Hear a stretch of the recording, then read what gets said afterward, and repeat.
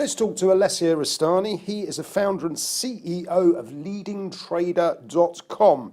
Alessio, very good morning to you. Let's talk Bitcoin. Yeah. Let's pull up the first slide. Did Bitcoin just burst? How it compares to history's big bubbles? One of the first things, Nick, I want to bring your attention and bring to your viewers' attention is this. Always pay attention to the news headlines on these different financial channels and financial websites.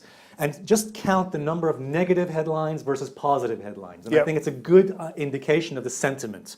So for example, some of the recent headlines we've seen on Bitcoin recently, look at it, the majority are negative right now. It's not surprising. Bitcoin has had a 50% correction so far, just about nearly 50%. So most of the headlines are negative. Look at this. Bloomberg says, did Bitcoin, the bubble just burst? How it compares to history's big bubbles. Then there's another one from saying Bitcoin chart looks pretty scary.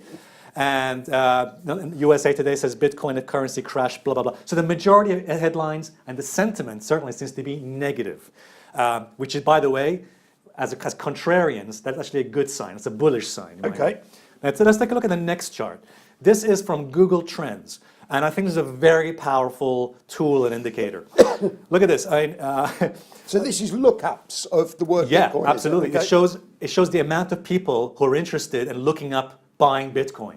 Okay. And it shows the amount of public interest in Bitcoin itself. Look at it. And the interesting thing is, back in December, when Bitcoin was peaking, rallying above over 10,000 and eventually went to 19,000, you can see that the interest in Bitcoin peaked right about the 7th of December, even taking out the previous peak it made in 29th of November. So the huge amount of hubris, the interest in Bitcoin was immense back in December. And at the time, I posted a video. In fact, I was in this show as well. I said, look, be careful. We want to do the opposite of everybody else. And I would say this to your viewers and everybody who's watching this. Always pay close attention to what everybody on social media is saying. If the majority of your friends and people that you're following on social media, if they're all very optimistic, saying, if they're all calling for higher prices, be very cautious, because the majority of people, if everyone is saying one thing, they're probably on the wrong side. Similarly, right now, the majority of public opinion has shifted. We can see, just take a look at that chart one more time. Look at that. The sentiment has dropped. Yeah. I mean, this right now, I would say, look at this. The sentiment's dropped below the 25 level. I would say right now is about the time that we should be doing the opposite of everybody else and actually be interested in getting into Bitcoin. Now is the right time, not before in December. So let's look at the next chart. Now, this is, firstly, let's just look at those arrows on the chart. Why have I drawn those arrows? That is pointing to when Bitcoin tests a key level on the daily chart, which is the orange line I've drawn, and that's the 100 daily moving average, which is a level I always pay attention to. The 100 daily moving average has been tested many times, and every single time, Nick, single time, bounces. Yeah, I mean, by the way, I could pull this chart back several months back, and it's still been testing that level and bouncing from it. So this is a great level. I actually mentioned in my previous video, pay attention to that level, because that's a level we want to start picking up, nibbling, and buying Bitcoin again. And that's exactly what it's done. It's not managed to bounce from that level. Now, I'm not saying that it's going to hold that level necessarily. It might not. It might go below it. But what I am seeing is, from an Elliott wave perspective, it appears that the drop and this corrective move is not so much a crash, as everyone's calling it in the media, which is very overblown, sensational nonsense. And it's more of a, what would you say? You're going to say something, Nick? Healthy pullback. Yeah, a healthy pullback or correction. We've seen these corrections happen before, as we can see. Look, it happened in September, happened in July.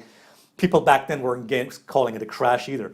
But all we've had so far is a pullback, as you said, Nick, correctly, is a pullback or correction, ABC correction in Elliott wave theory, or a three-wave correction. Because after an ABC, the textbooks would say we go again. Okay, so according to Elliott wave theory, most market corrections are formed of three waves, which is called ABC. Yep. Now, sometimes, by the way, I just want to pay close attention to this. If we just go back to that chart, sometimes those ABC corrections can be clean, like they have been before, like a clear ABC three-wave correction. That's what's called a clean correction.